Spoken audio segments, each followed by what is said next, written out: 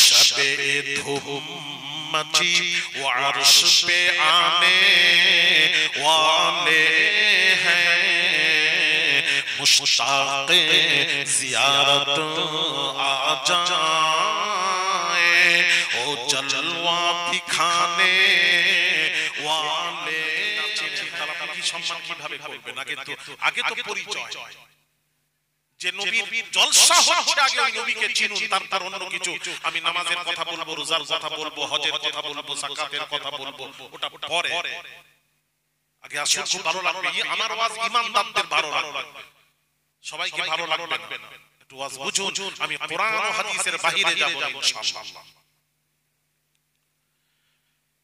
বাইরা আমার বাবাজিরা, আমাদের নবীর মাকাম ও মর্যাদা জানতে চান, আসুন আল্লাহর কোরআন খুলুন।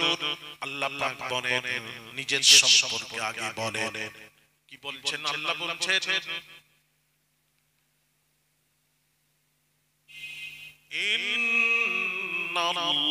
ইন্নাল্লাহা বিন-নাসি লারাউফুর রাহিম। আল্লাহ পাক বলছেন বান্দারে আমি হলাম আল্লাহ রাউফুর রহিম। ভালো করে বুঝুন, আমি আল্লাহ রাউফুর রহিম। আর বান্দাদের মধ্যে কেউ রাউফুর রহিম হতে পারে না। বান্দাদের মধ্যে হবে আব্দুর রাউফ। রহিম বলবেন না, কোন মানুষকে রহিম বলে ডাকবেন না, রহিম তো আল্লাহ, তাহলে কি বলে ডাকবেন? আব্দুর রহিম। আল্লাহ বলছেন রহিম তো আমি আল্লাহ, রহমান আমি আল্লাহ। বান্দা কখনো রহমান হতে পারে না, বান্দা হলে আব্দুর রহমান। বান্দা কখনো জব্বার হতে পারে না, বান্দা হবে আব্দুল জব্বার, জব্বারের বান্দা। আব্দ মানে বান্দা। ভালো করে বুঝুন, আল্লাহ পাক বলেন ইন্নাল্লাহা বিন-নাসি লারাউফুর রহিম। আল্লাহ পাক বলছেন বান্দারে আমি আল্লাহ হলাম রাউফুর রহিম। আর বান্দাদের মধ্যে কেউ রাউফুর রহিম হতে পারে না, একজন ছাড়া আল্লাহ শেখে। আল্লাহ পাক বলছেন ওটা হলো আমি আল্লাহ, আমার নবী। কুরআন পাক খুলুন, আল্লাহ পাক বলেন লাকাদ জাআকুম রাসূলুম মিন আনফুসিকুম আজিজুন আলাইহি মা আনিতুম হারিসুন আলাইকুম বিল মুমিনিনা রাউফুর রহিম।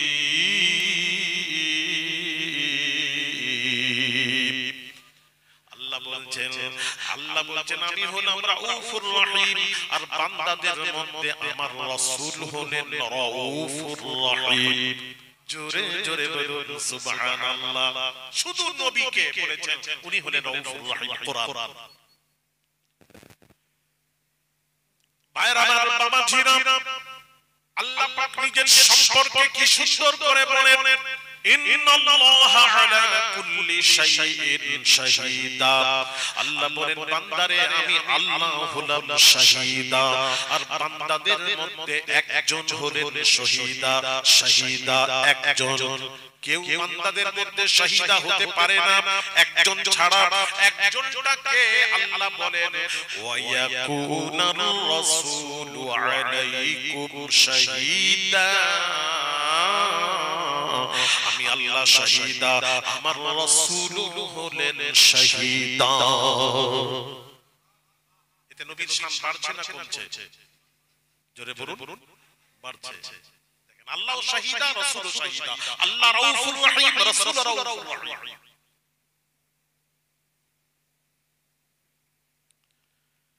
ভাইরা আমার বাবাজিরা, ও বোনেরা ভালো করে শুনবেন, নবীর সম্মান কোরআন থেকে জানুন। ইব্রাহিম খলিলুল্লাহ, খলিলের অর্থ হলো বন্ধু, খলিলুল্লাহ আল্লাহর বন্ধু। ইব্রাহিম নবী আল্লাহর বন্ধু, আমাদের নবীও হাবিবুল্লাহ, হাবিবুল্লাহর অর্থ হলো আল্লাহর বন্ধু। তাহলে ইব্রাহিম আল্লাহর বন্ধু, আমাদের যার নবী, যে নবীর মজলিসের আয়োজন করেছেন সেই নবীও হলেন হাবিবুল্লাহ আল্লাহর বন্ধু। তবে দুই বন্ধুকে এক করবেন না, পার্থক্য আছে। পার্থক্যটা কি একটু শুনুন, কোরআন থেকে একটু বলি, এক করবেন না। পার্থক্য হলো ইব্রাহিম নবী আল্লাহকে বলছেন ওয়ালা তুখজিনি ইয়াউমা ইউবআসুন।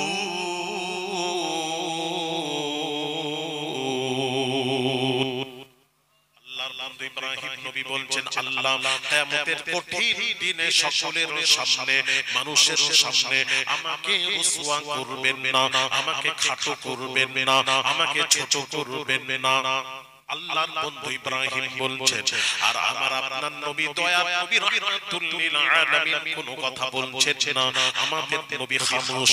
আমাদের নবী সম্পর্কে আল্লাহ ওয়াজ করে বলেন, আল্লাহ ঘোষণা দেন, ইয়াউমা লা ইউখজিল্লাহুন নাবিয়্যা ওয়াল্লাযীনা আমানু মা'a।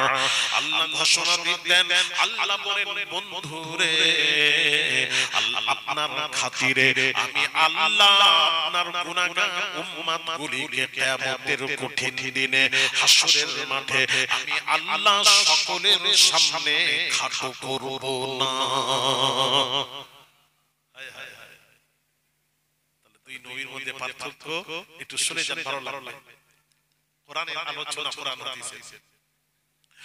ভাইরা আমার, বাবাজিরা, ও মা বোনেরা, আমার নবীকে চিনুন। ভালো লাগবে কোন নবীর মজলিসে আপনারা হাজির হয়েছেন। প্রতি বছর কোন নবীর মজলিসের আয়োজন করেন, খরচা করেন। নবীকে, নবীর পরিচয়টা নেন। ইব্রাহিম আল্লাহর বন্ধু। ইব্রাহিম নবী আল্লাহকে বলছেন, হাসবিয়াল্লাহু ওয়া নি'মাল ওয়াকিল।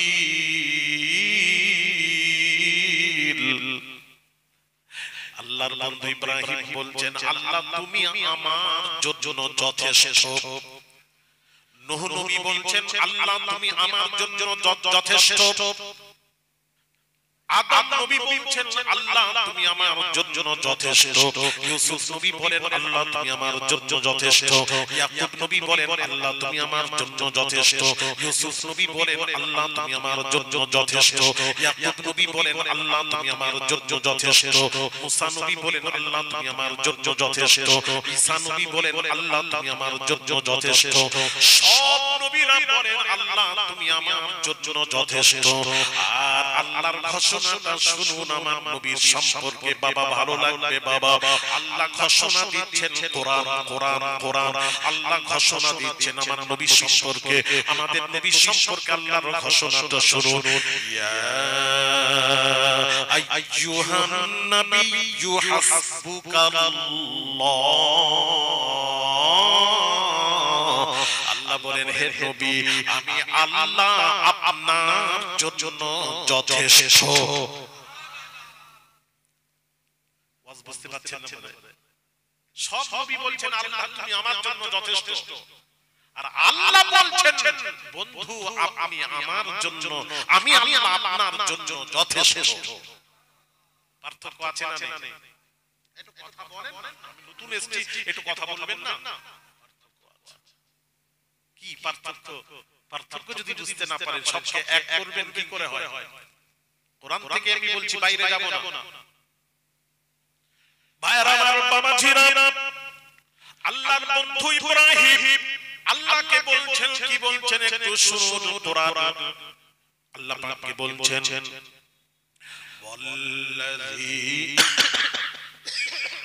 والذي أطمع أن يغفر لي خطيئتي يوم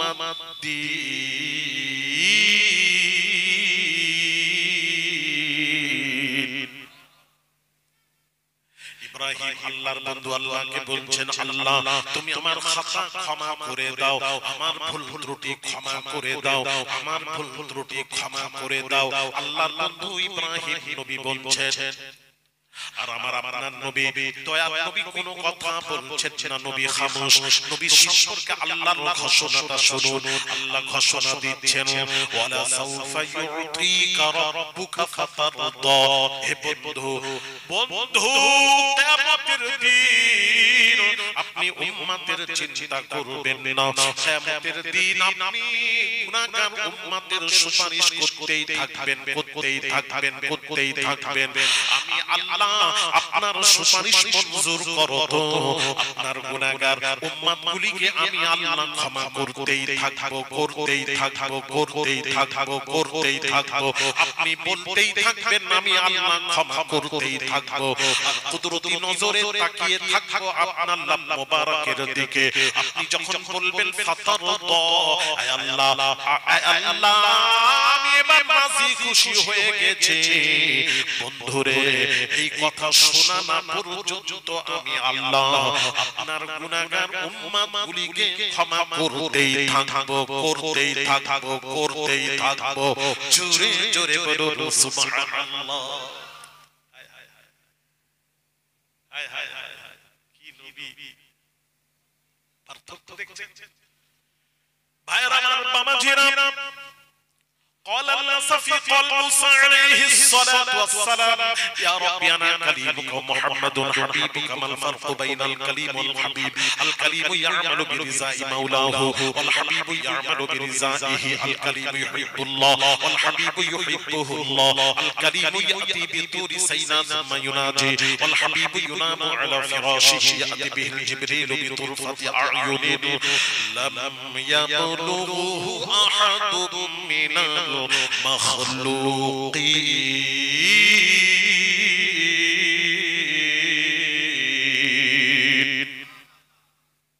হযরত মুসা নবী বলছেন, আয় আল্লাহ আমি তো তোমার কালিম, তুর পাহাড়ে তোমার সাথে কালাম করেছি, কথা বলেছি।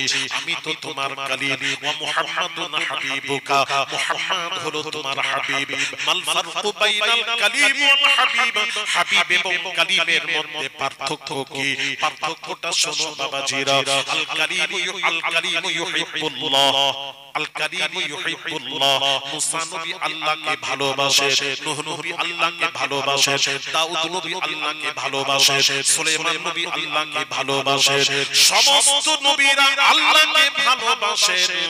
আর হাবিব কাকে বলা হয়? ওয়াল হাবিব ইউহিব্বুহুল্লাহ। আর আল্লাহ স্বয়ং মুহাম্মদকে ভালোবাসে।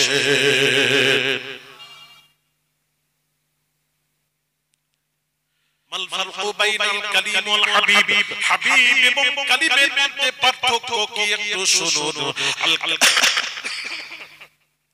আল কালিম ইয়ামালু বিরিজাই মাওলাহু। মুসা নবী যখন কোন কাজ করেন আল্লাহকে রাজি করার, আল্লাহ রাজি তো মুসা রাজি।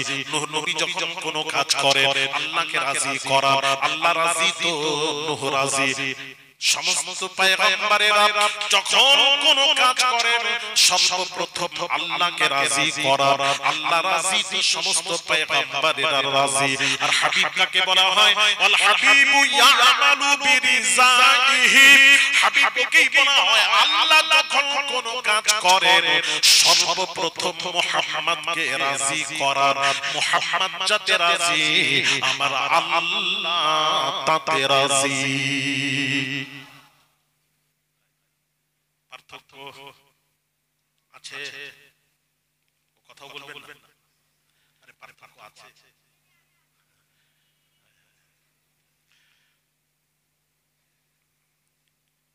ভাইরা আমার, বাবাজিরা, মাল ফারকু বাইনাল কালিম ওয়াল হাবিব, হাবিব এবং কালিমের মধ্যে পার্থক্য।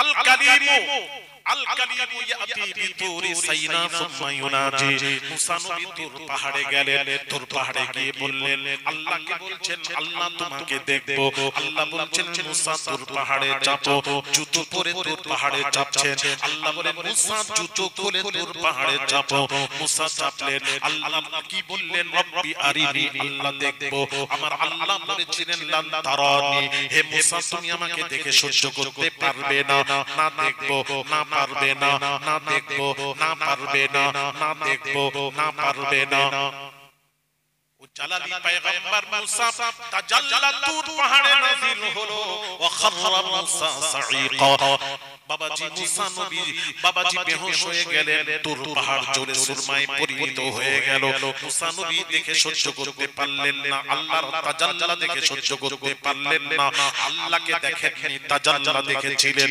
তাতেই সহ্য করতে পারেননি সেও তুর পাহাড় এবার আসুন আমার আপনার নবী দয়ার নবী হাবিব কাকে বলা হয় হাবিব কাকে বলা হয় ওয়াল হাবিবু ইউনামু আলা ফিরাশিহি ইয়াতি বিহিল জিবরিলু বিতুরফাতি আ'য়ুনিন লাম ইয়াবলুহু আহাদুম মিনাল মাখলুকিন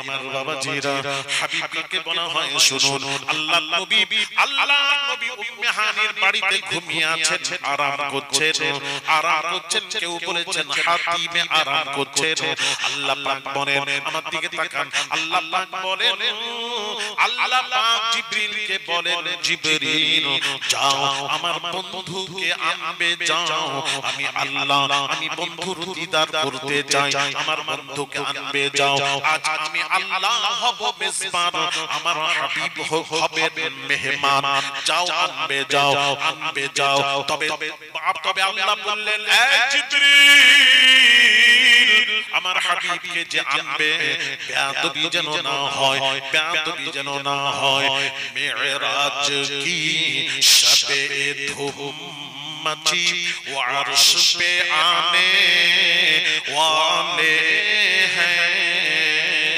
मुश्ताक़ ज़ियारत आ जाए ओ जलवा दिखाने वाले हैं मेराज की शब खालिद ने कहा मेराज की शब खालिद ने कहा जिब्रील अदब मेराज रात्रि अल्लाह बोलছেন मेराज की शब खालिद ने कहा जिब्रील अदब से रहना ज़ारा तू शाम को उनकी क्या जाने मेहमान जो आने वाले हैं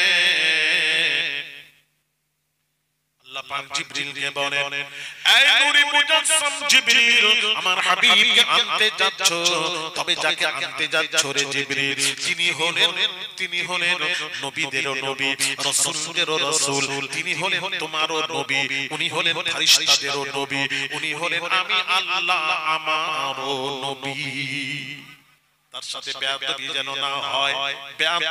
না হয় তাকে সৃষ্টি না করলে জিবরিল তুমিও সৃষ্টি হতে না বেয়াদবি যেন না হয় আল্লাহ আদব শেখাচ্ছেন ভাই আমার বাবাজিরা জিবরিল আমিন হাজির আল্লাহ বলেন সওয়ারি নিয়ে যাও ওখান থেকে সওয়ারি পাঠালেন জিবরিল আমিন হাজির হয়েছে এমন সময় বাবাজি জিবরিল আমিন যখন হাজির হলেন নবীজি ঘুমিয়ে আছেন হাতিমে আরাম করছেন এমন সময় নবীকে তুলতে হবে জিবরিল তুলতে যাবে আমার আল্লাহ বলেন এই নূরি মুজাসসাম জিবরিল আমার হাবিব ঘুমিয়ে থাকলে আমার হাবিবকে ঘুম থেকে তোলা যাবে না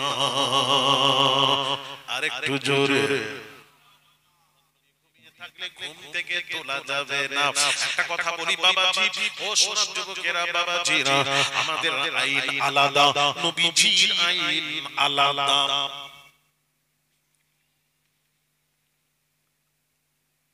নবীজি ঘুমিয়ে থাকলে নবীকে ঘুম থেকে তোলা যাবে না।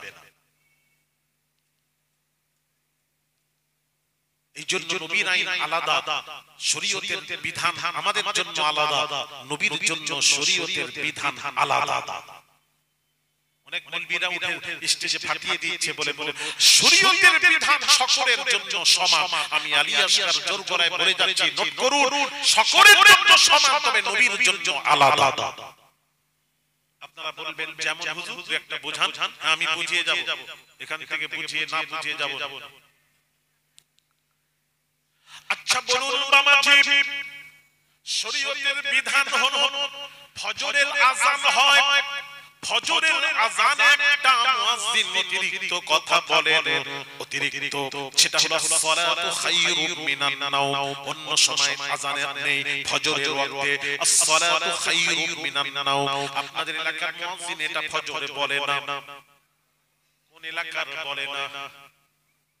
সব জায়গায় বলে শরীয়তের বিধান, সব জায়গায়, সে মক্কা থাক, মদিনায় থাক, সৌদি থাক, ইরাক থাক, বাগদাদে থাক, শরীয়তের বিধান। এর মানে কি? as-সালাত মানে নামাজ, খায়র মানে উত্তম, নাওম মানে ঘুম। সকল ঘুম হতে আল্লাহর নামাজ হলো উত্তম। এটা হলো শরীয়তের বিধান। এই জন্য আইন হলো আল্লাহর আইন। এদিকে তাকান, শরীয়তের বিধান হলো পৃথিবীর কোন পীর সাহেব, হাজী সাহেব, গাজী সাহেব যদি ঘুমিয়ে থাকেন, নামাজ কাজা হওয়ার সম্ভাবনা থাকে, তাহলে তাকে আপনি নামাজের জন্য আদবের সাথে তুলে দিন। তার কারণ আপনার পীরের ঘুম উত্তম নয়। শরীয়তের বিধান হলো আপনার পীরের ঘুম হতে আল্লাহর নামাজ হলো উত্তম, তবে আদবের সাথে তুলবেন। গাউসে আযম পীরানে পীর দস্তগীর আব্দুল কাদের জিলানী আল বাগদাদি, তিনিও যদি ঘুমিয়ে থাকেন, নামাজ কাজা হওয়ার সম্ভাবনা থাকে, তাহলে আপনি তাকে আদবের সাথে নামাজের জন্য তুলে দিন। তার কারণ গাউসে আযমের ঘুম উত্তম নয়, গাউসে আযমের ঘুম হতে আল্লাহর নামাজ হলো উত্তম। ভালো করে আসতে বুঝুন। আবু বকর সিদ্দিক রাদিয়াল্লাহু তাআলা আনহু যদি ঘুমিয়ে থাকেন, ফজরের নামাজ কাজা হওয়ার সম্ভাবনা থাকে, তাহলে সিদ্দিক আকবর রাদিয়াল্লাহু তাআলা আনহু প্রথম খলিফা আবু বকর সিদ্দিক রাদিয়াল্লাহু তাআলা আনহুকে নামাজের জন্য আদবের সাথে তুলে দিন। তার কারণ শরীয়তের বিধান হলো আবু বকরের ঘুম উত্তম নয়, আবু বকরের ঘুম হতে আল্লাহর সালাত নামাজ হলো উত্তম। আমার আপনার নবী দয়াল নবী রাহমাতুল লিল আলামিন ঘুমিয়ে আছেন, নামাজ কাজা হওয়ার সম্ভাবনা আছে।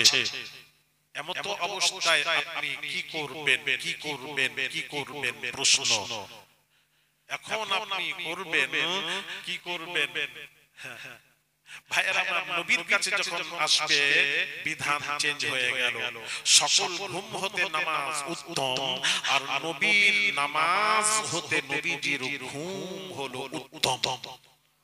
এই জন্য নবী ঘুমিয়ে থাকলে নবীজিকে নামাজের জন্য তোলা যাবে না।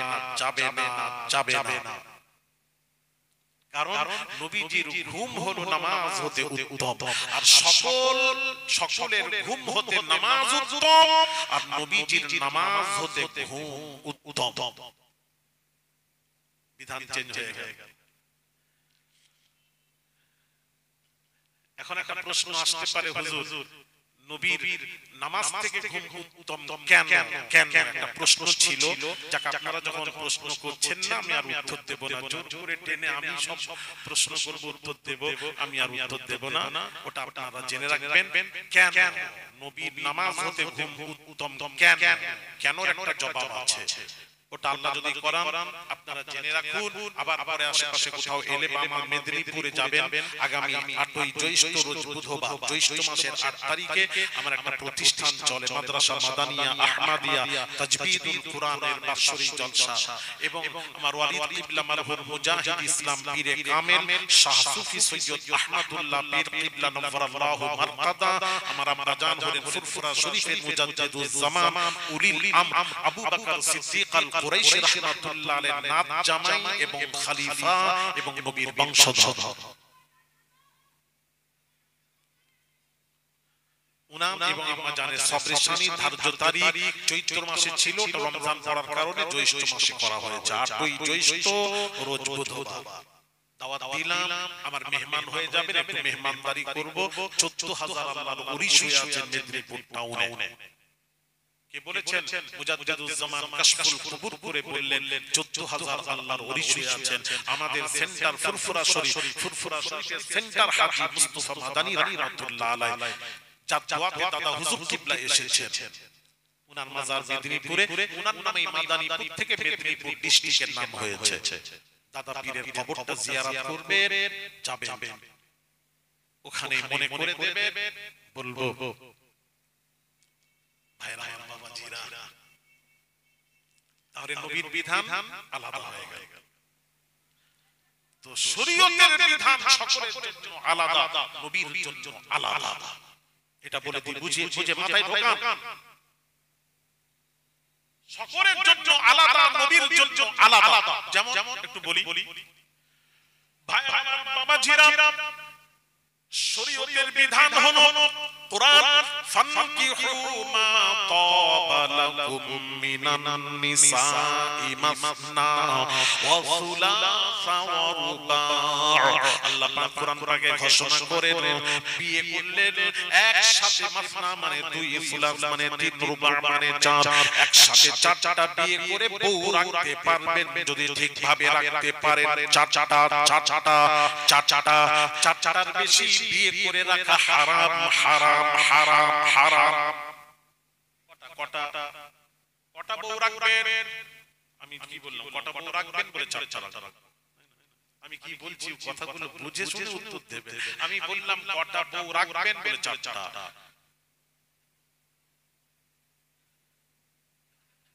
কটা বউ রাখতে পারবেন একসাথে ভালো ব্যবহার করলে? কটা বউ একসাথে বিয়ে করে রাখতে পারবেন? ওটা বলুন।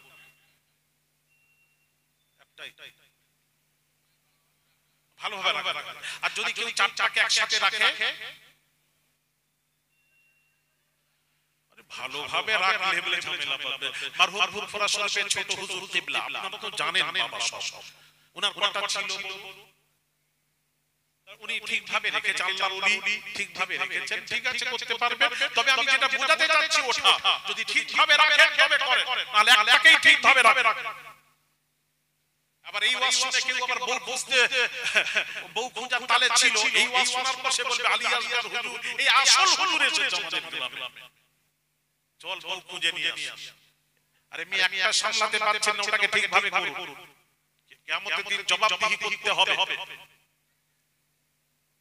তবে আমি বলছি ঠিকভাবে যদি কেউ আল্লাহর ওলি কোন যদি ঠিকভাবে খোদা বেরো রাখতে পারে, একসাথে 4টা বিয়ে করে বউ রাখতে পারবে, 4-এর বেশি 5, 6, 7, 8, 9 পারবে না, তার জন্য হারাম হারাম হারাম।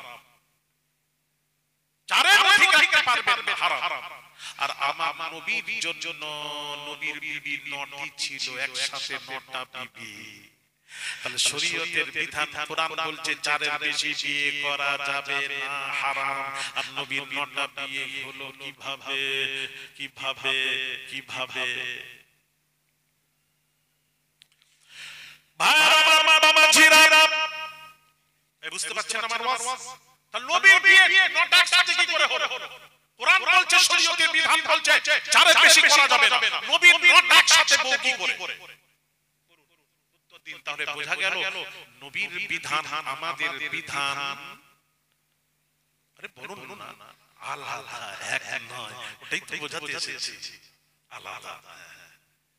নবী যত খুশি বিয়ে করতে পারেন, এটা শুধু নবীর জন্য, পৃথিবীর কারোর জন্য নয়, একমাত্র নবীজির জন্য।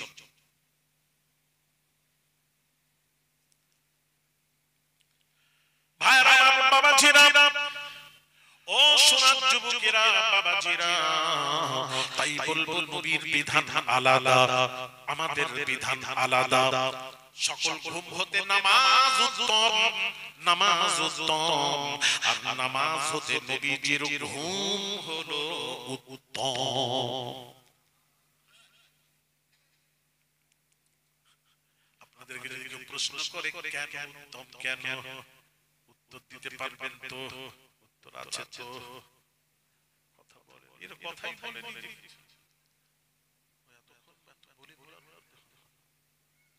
থাক থাক, উত্তর নয়, জেনে রাখো।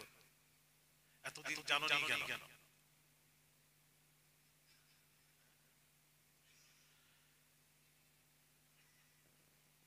61তম জলসা হচ্ছে, জানোনি কেন?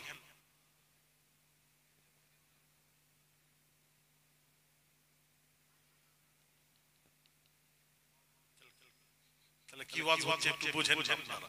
আমি বলবো কেন, আপনারাই বলুন। এই উত্তরটা শুনবেন, কেউ যদি জিজ্ঞেস করে উত্তরটা দেবে।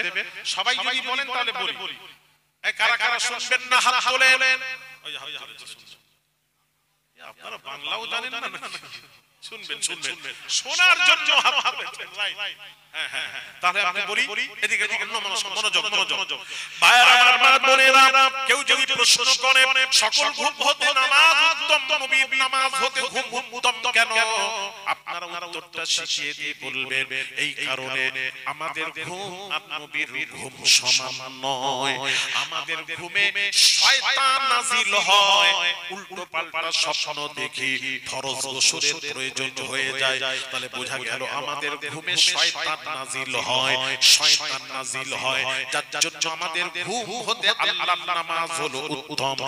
আর নবীর ঘুমে, আমাদের ঘুমে শয়তান নাজিল হয়, আর নবীজির ঘুমে ওহী নাজিল হয়। যখন ঘুমিয়ে থাকেন ওহী নাজিল হয়, ওহী নাজিল হয়। এই জন্য আপনি তো জানেন না, তুলতে যাবে ওই সময় তুলে দিলে ওহী যদি নাজিল হয়, যদি তুলে দেন ওহী বন্ধ হয়ে যাবে। যার জন্য শরীয়তের বিধান হলো নবী যদি ঘুমিয়ে থাকে তাকে ঘুম থেকে তোলা যাবে না। ওয়াজ বুঝেন? এই জন্য আমাদের ঘুম নবীর ঘুম আলাদা। এক করবেন না মা বোনেরা, হাতে ধরে ধরে যাচ্ছে এলাকাবাসী, এক করবেন না। আমাদের ঘুম আর নবীর ঘুম। আসুন আমাদের ঘুম থেকে উঠে, আমরা ঘুমিয়ে আছি, ওযু করে ঘুমালাম, ঘুম থেকে উঠে আমি ফরজ নামাজ পড়ব ওযু ছাড়া, হবে তো? জোরে বলুন, হবে না? কিন্তু নবীজি ঘুম থেকে উঠে ওযু ছাড়াই নামাজ পড়েন। জোরে বলুন সুবহানাল্লাহ। নবীর ঘুম আমাদের ঘুম আলাদা। আমি আলী আসগার বলছি না, হাদিস শরীফ, বুখারী শরীফের হাদিস খুলুন, আল্লাহর নবীর পাক জবানের পাক কথা একটু শুনবো। দয়ার নবী রাহমাতুল লিল আলামিন বলছেন, কি বলছেন একটু শুনুন। আইনাইয়া তানামানি ওয়ালা ইয়ানামু কলবি, রাওয়াহুল বুখারী। বুখারীর হাদিস, আল্লাহর নবী বলেন, আমার চোখ ঘুমায়, দিল জেগে থাকে, আমি সব জ্ঞানে থাকি, সব জানতে পারি। আর আমাদের ঘুমে চোর চুরি করে নিয়ে চলে গেলেও টের পাই না। আর নবী বলছেন, আমার চোখ ঘুমায়, দিল জেগে থাকে, সব জ্ঞানে থাকি, সব জানতে পারি। যার জন্য পৃথিবীর সমস্ত ফাকিগণ তারা বলেছেন, সমস্ত ফাকিগণের মাসআলা হলো, ফাকিগণ লিখেছেন সকলের ঘুমে ওযু নষ্ট হয়ে যায়, কিন্তু নবীজির ঘুমে ওযু নষ্ট হয় না। আরেকটু জোরে, নবীর ঘুমে ওযু নষ্ট হয় না। আহারে, আবার ভাইরা আমার বাবাজিরা, ও সোনার যুবকেরা, আবার কিছু আছে বলে ফাকি মানি না, মাযহাবের ইমাম মানি না, কোরআন হাদিস পড়বো, বুঝে সব কিছু কাজ করব, ফিকর ইমাম মানি না, ইমাম মানি না, কোরআন হাদিস পড়বো, বুঝবো। ও আচ্ছা আচ্ছা, ফাকি মানে না। ভাইরা, আপনি কোরআন হাদিস কি বুঝবেন? বলুন, কি বুঝবেন? ফাকিরা তো আমাদের সামনে একদম আটা থেকে আটাকে খামির করে সবকিছু করে রুটি বানিয়ে আমাদের সামনে হাজির করে দিয়েছে। এটা ইমামদের ইমামরা এত সহজ করে দিয়েছেন, ইমাম যদি না থাকতো আমরা কোরআন হাদিস পড়ে সঠিক ব্যাখ্যা বুঝতে পারতাম না। মুস্তাহিদুন তারা একটা আয়াত থেকে কোরআনের আয়াত থেকে ইস্তেমবাদ করে হাজার হাজার মাসআলা ইস্তেমবাদ করেছেন ফাকিহগণ। আর আপনি বলছেন ফাকিহ মানবেন না। এই বাবাজি একটু শুনুন, মুহাদ্দিস আলাদা, ফাকিহ আলাদা, ফাকিহ আলাদা, মুহাদ্দিস আলাদা। পৃথিবীতে সমস্যার সমাধান মুহাদ্দিসরা করতে পারেন না, পৃথিবীর সমস্যার সমাধান করেছেন ফাকিহগণ। ফাকিহ কাকে বলা হয় একটু বলি, ফাকিহ কাকে বলা হয় একটু বলি ভাইরা আমার বাবাজিরা। চারজন তাবিঈ আতা, তাউস, ইকরামা, মুজাহিদ, চারজন তাবিঈ যারা সাহাবীকে দেখেছেন, সাহাবীদের কাছে ইলম অর্জন করেছেন। চারজন সাহাবী বসে আছেন, এমন সময়ে ইবনে আব্বাস রাদিয়াল্লাহু তাআলা আনহু তাদের উস্তাদ, তিনি নামাজ পড়ছিলেন। আব্দুল্লাহ ইবনে আব্বাস নামাজ পড়ছিলেন। এমন সময় বাবাজি একটা লোক এলো, এসে চারজনের মাঝে, তারা বড় বড় মুহাদ্দিস তাবিঈ সাহাবীকে দেখেছেন, আমাদের এই মুহাদ্দিস নয়, তাবিঈকে, তাবিঈ মানে সাহাবীকে দেখেছেন। সেই এত বড় বড় বাবাজি চারজন মুহাদ্দিস, একজন ব্যক্তি এসে বলল, হুজুর আমার পেশাব করার পর, আমার পেশাব করার পর পেশাবের রাস্তা দিয়ে যেটা বের হলে গোসল ফরজ হয়, আমার সেটা পেশাবের রাস্তা দিয়ে একটু বের হয়, এতে কি গোসল ফরজ? জিজ্ঞেস করলেন। চারজন মুহাদ্দিস বসেছিলেন, তারা বললেন না, গোসল ফরজ, গোসল ফরজ। বলার সাথে সাথে লোকটা ইন্না লিল্লাহি ওয়া ইন্না ইলাইহি রাজিউন, ইন্না লিল্লাহ পড়তে পড়তে চলে যাচ্ছে। কেন ইন্না লিল্লাহ পড়ছে? এই কারণে এতদিন আমি নামাজ ছাড়ো, আমি গোসল ছাড়া নামাজ পড়েছি, তাহলে আমার গোসল ফরজ বলেছেন, তাহলে আমার নামাজ হয়নি, আমার নামাজ হয়নি। ভাইরা আমার বাবাজিরা, ইন্না লিল্লাহ বলে চলে যাচ্ছেন। ইবনে আব্বাস নামাজ পড়ছিলেন, সালাম ফিরিয়ে বললেন, ওই লোকটিকে ডাকো। ডাকা হলো, ডাকার পর ইবনে আব্বাস জিজ্ঞেস করছেন, বাবা তোমার পেশাবের রাস্তা দিয়ে যেটা বেরোলে গোসল ফরজ হয়, বেরোনোর সময় বিবির সাথে সহবাসের কথা মনে পড়ে? বলেন না, মনে পড়ে না। দ্বিতীয়, পেশাবের রাস্তা দিয়ে যেটা বের হলে গোসল ফরজ হয়, বেরোনোর সময় তোমার শরীরটা ঝিমঝিমান পয়দা হয়, মাথা ঘুরিয়ে যায়, ঝিমিয়ে ঝিমঝিম ভাব হয়, এই রকম অবস্থা হয়। বলল না, হয় না। ইবনে আব্বাস রাদিয়াল্লাহু তাআলা আনহু শুনে বললেন, যাও, তোমার উপর গোসল ফরজ নয়। একটু জোরে বলে, যারা বলল গোসল ফরজ, ইনারা হলেন মুহাদ্দিস, আর যিনি বললেন গোসল ফরজ নয়, ইনি হলেন ফাকিহ। আমি বোঝাচ্ছি, একটু ওষুধ খেয়ে নি, একটু মুহাব্বতে জিকির করেন, লা ইলাহা ইল্লাল্লাহ।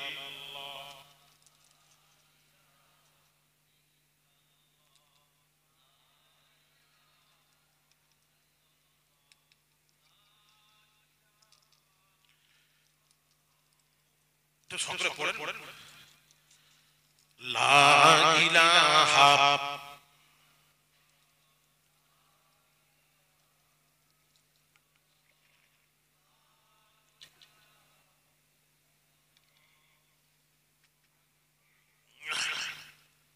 দরুদ শরীফ, আল্লাহুম্মা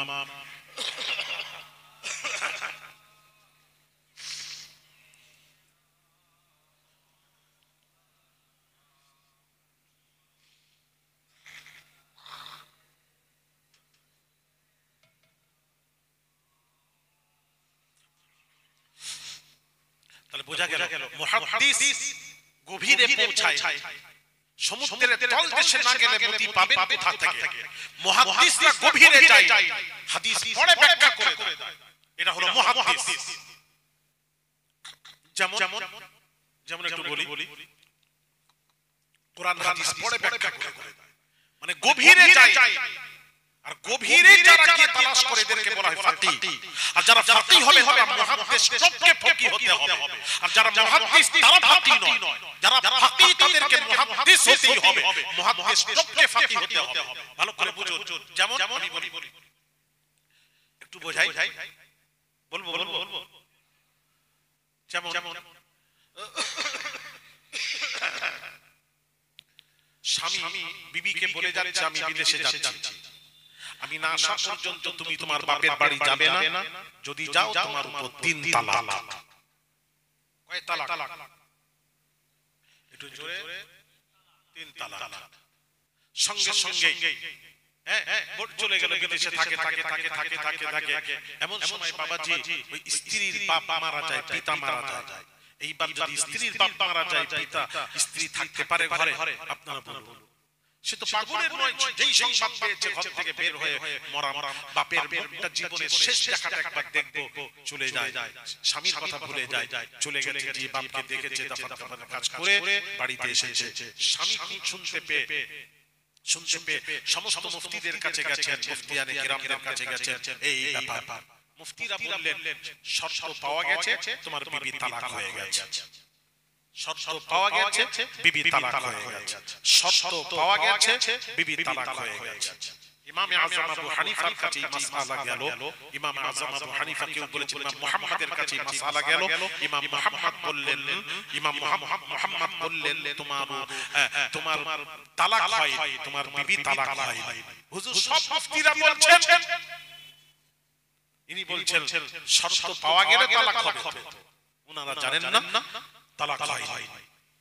আপনি বুঝান তালাক হয়নি বলে কি শর্ত ছিল? কি স্বামী শর্ত দিয়েছিল, আমার না বাড়ি না আসা পর্যন্ত তুমি তোমার বাপের বাড়ি যাবে না, যদি বাপের বাড়ি যাও তোমার উপর 3 তালাক। এই তো বলে হ্যাঁ এইটাই। সব মুফতিরা বলল তালাক হয়ে গেছে। ইনি বলছেন, ইমাম মুহাম্মদ বলছেন তালাক হয়নি। দলিল বলছেন তালাক এই কারণে হয়নি, স্বামীর শর্ত ছিল তুমি পিতার বাড়ি যাবে না। মহিলাটি তার স্ত্রী কখন গেছে?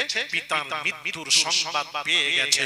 পিতা যখন মারা যায় তখন পিতার বাড়ি থাকে না, ওয়ারিসান সূত্রে সন্তানদের হয়ে যায়, সে তো আর বাপের বাড়ি যায় না। সুতরাং শর্ত বাতিল, তালাক হয়নি। আর একটু জোরে বলেন। তাহলে বলুন, আর বাপের বাড়ি গেছে কি? বাপের বাড়ি খালি মায়ের না, ওরও তো অংশ আছে। এখন সে বলবে আমি নিজের বাড়ি আছি। বাপ মারা গেলে ওয়ারিসান সূত্রে ছেলে থাকলে ছেলে পাবে, মেয়ে থাকলে মেয়ে পাবে, স্ত্রী থাকলে স্ত্রী পাবে। সে তো নিজের বাড়ি গেছে, এখন আর বাপ নেই। বাপ মারার পর বাপ থাকে না, তখন সন্তানের হয়ে যায়, স্ত্রীর হয়ে যায়। আরে কথা কি বুঝতে পারছেন? তাহলে সবাই কোরআন হাদিস পড়ে সঠিক জায়গায় পৌঁছতে পারে। আরেকটা পরিষ্কার করব এটাকে, আরেক পরিষ্কার করলে আপনারা বুঝতে আরো ভালো হবে। বলবো আচ্ছা একটু দেখেন,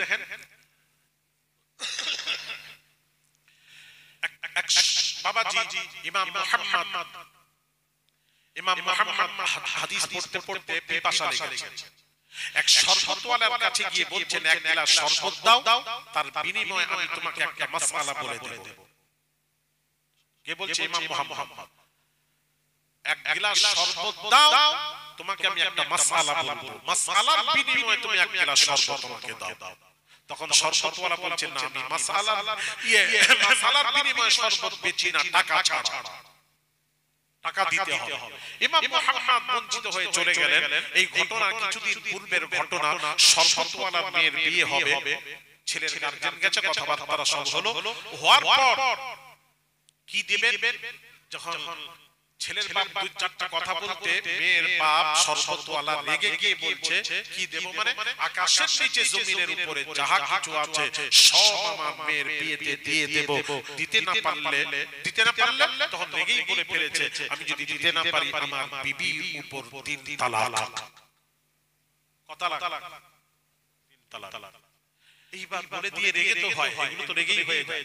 বলে দিয়ে চিন্তা করছে আমার পক্ষে তো দেওয়া সম্ভব নয়, আকাশের নিচে জমিনের উপরে যদি দিতে না পারি শর্ত যদি পাওয়া যায় তাহলে তো বিবি তালাক। যেই মুফতি সাহেবের কাছে যাই, ওই জামানার সময়ের যত মুফতিয়ানে কেরামদের কাছে গেছেন সমস্ত মুফতিয়ানে কেরামরা শুনে বলছেন শর্ত পাওয়া গেছে তালাক হয়ে গেছে, শর্ত পাওয়া গেছে তালাক হয়ে গেছে, শর্ত পাওয়া গেছে তালাক হয়ে গেছে। সব মুফতিরা একটাই ফতোয়া দিয়েছেন তোমার বাঁচার রাস্তা নেই, তালাক হয়ে গেছে। ইমাম মুহাম্মদ একজনই রয়ে গেছেন শরবতওয়ালা। চিন্তা করলো ইমাম মুহাম্মদের কাছে গিয়ে একবার দেখি। ইমাম মুহাম্মদের কাছে গিয়ে বলছেন হুজুর আমি একটা সমস্যায় পড়েছি, সমাধান দিতে হবে। কি সমস্যা? আমার মেয়ের বিয়েতে বলেছিলাম আকাশের নিচে জমিনের উপরে যাহা কিছু আছে সব দিয়ে দেব, দিতে না পারলে বিবির উপর 3 তালাক। আমার পক্ষে দেওয়া সম্ভব নয়। এখন বিবিকে বাঁচাবো কি করে হুজুর?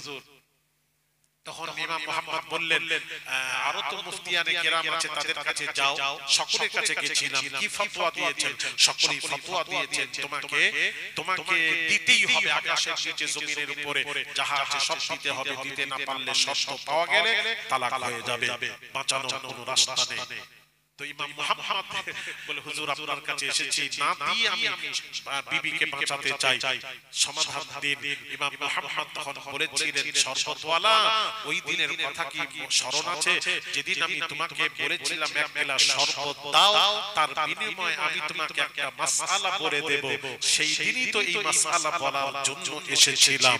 সেই দিন যদি এক গ্লাস শরবত দিতে আমি এই সমাধান সেই দিনই দিয়ে দিতাম। তুমি বলেছিলে আমি মাসআলার বিনিময়ে শরবত বেচি না টাকা ছাড়া।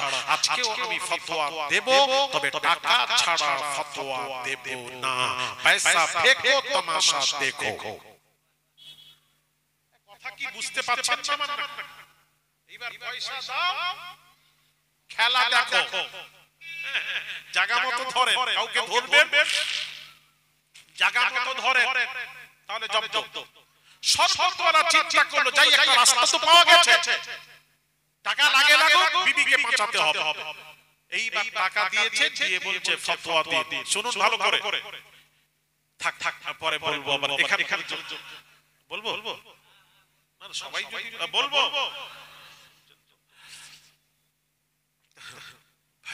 বাবাজিরা তো শরবতওয়ালা ইমাম মুহাম্মদ বলছেন তুমি এক কাজ করো, একটা কোরআন শরীফ তোমার মেয়ের বিয়েতে দিয়ে দাও।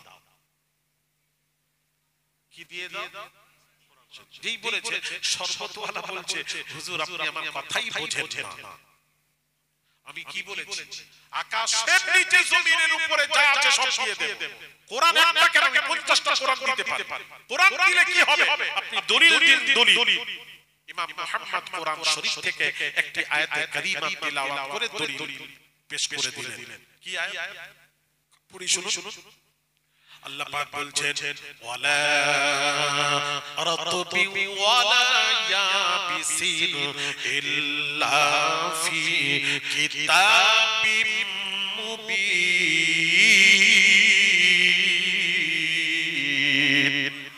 আল্লাহ পাক কোরআন পাকের ইরশাদ করেন ইয়াবিস মানে হলো শুকনো এবং ভেজা। আল্লাহ তাআলা শুকনো এবং ভিজা দিয়ে আসমানের নিচে জমিনের উপরে যা কিছু সৃষ্টি করেছেন শুকনো এবং ভিজা দিয়ে সৃষ্টি করেছেন। তাই আল্লাহ কোরআনে বলেছেন আকাশের নিচে জমিনের উপরে যা কিছু আছে কিতাব মুবিন দিয়ে কোরআন বোঝানো হয়েছে। আকাশের নিচে জমিনের উপরে যা কিছু আছে তার চেয়েও বেশি 30 পারা কোরআনে রয়েছে।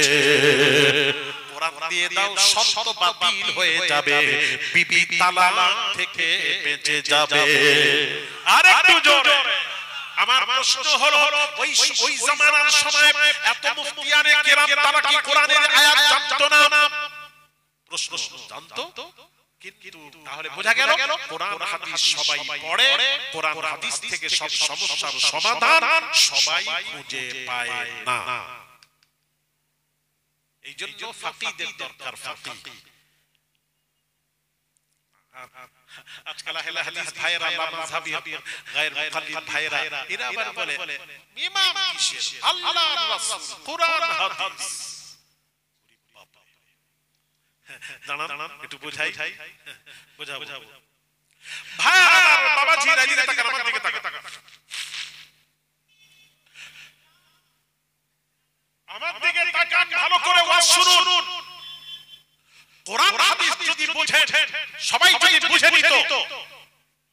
তাহলে এই সমস্যার সমাধান হতো না। আমি একটি হাদিস বলবো। রাসূল পাক সাল্লাল্লাহু আলাইহি ওয়াসাল্লামের সাহাবী এক জিহাদের ময়দানে গেছেন। একটু ভালো করে শুনবেন। জিহাদের ময়দানে গিয়ে এক সাহাবীর চোট হয়েছে, আঘাত পেয়েছে। আঘাত পাওয়ার পর আমার দিকে তাকান, খুব ভালো, এটা মাসআলা জানা দরকার। আঘাত পেয়েছেন, রক্ত বের হচ্ছে কনকনা শীতের মধ্যে। এই বসো না, যাচ্ছ কে? তোমার দরকার আছে। জ্ঞান দিচ্ছ কেন এখানে? মানা করে দেন, একটু মানা করে দাও, কথা বলতে মানা, এটা ডিস্টার্ব হচ্ছে।